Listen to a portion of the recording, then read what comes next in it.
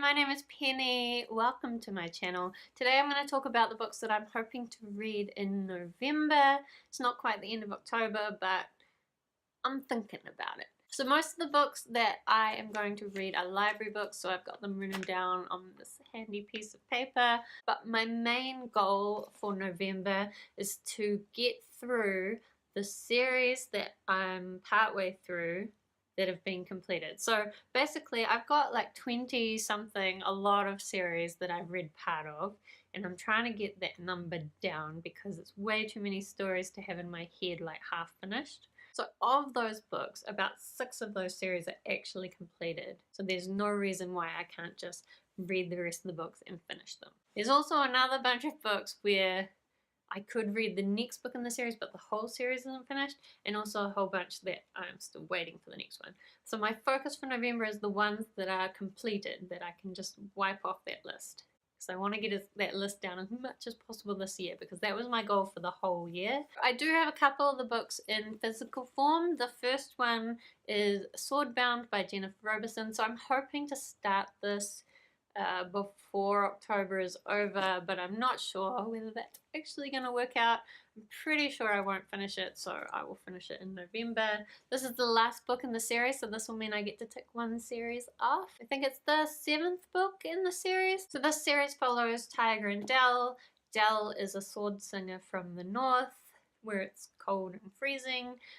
Tiger is a sword dancer from the south, where they have this giant desert, and he's grown up as a slave who then gained his freedom through his fighting skill. Dell asks him to help get revenge for her family that was killed, and then throughout the series they go on a whole bunch of adventures.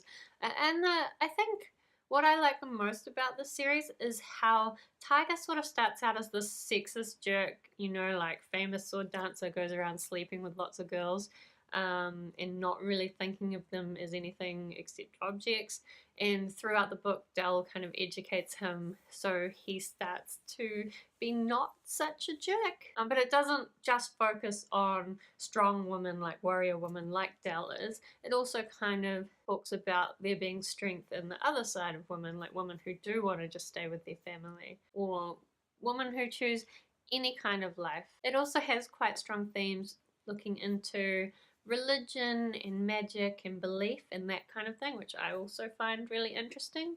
So it's quite a good mix of like this philosophy and thinking, but also action and fighting. In this series, by the time we get to book 7, Tiger and Dell are in a completely different place.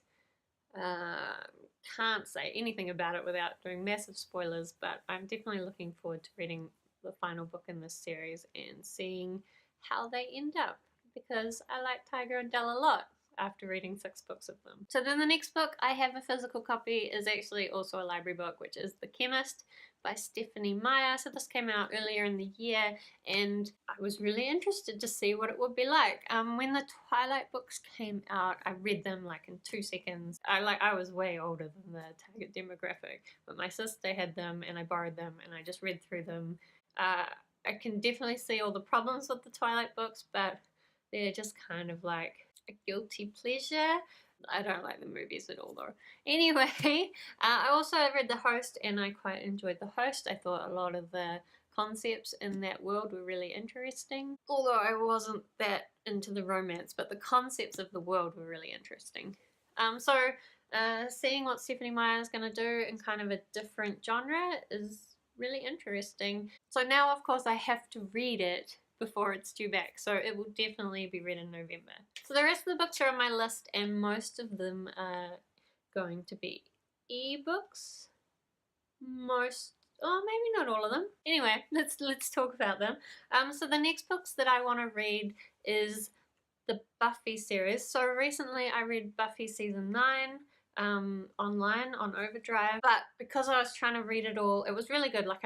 Season 8 I read over a spread out period and it wasn't as good, but season 9 I read all in a week or 2 weeks, and it helped to kind of keep the story in my mind. But because I was trying to read it in a short period of time, I skipped all the side books. So there's like Angel and Faith, side books and spike ones, and maybe a Willow one. Anyway, my plan is to go back and read all those side books so that I've got some of those side stories in my head and I'm ready for Buffy season 10. So for those of you who don't know, because I only found out recently, Buffy season 7 was the last television series, television season, and after that they continued the story in graphic novel form, well, in comic book form, but now you can get like bind-ups. And I love Buffy the Vampire Slayer. She's like my hero, so I've been really excited to continue that story on. Although I think there's only season 10, maybe season 11, and then it's finished. Not sure if that's true. I'm making that up. So the next books on my list are also ebooks, although not library books. And they are the second and third books of the Kotahi Bay series by J.C. Hart. So J.C. Hart is an author from Wellington in New Zealand, and she's absolutely lovely. I read some of her Kotahi Bay stories a while ago, and she's just released the next two, so I'm really excited to get to them. I've already bought one of the ebooks, and the next one I've got on pre-order. I think it's released tomorrow.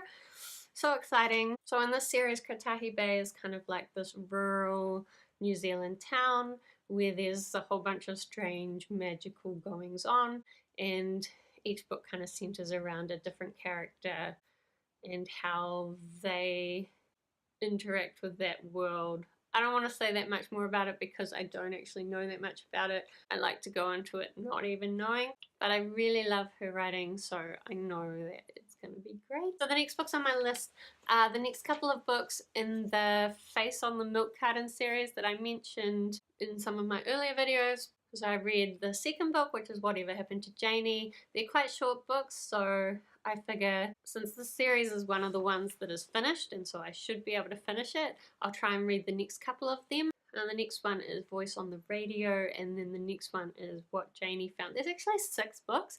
It's crazy. I don't think when I read the first one in my teens I even knew there were more.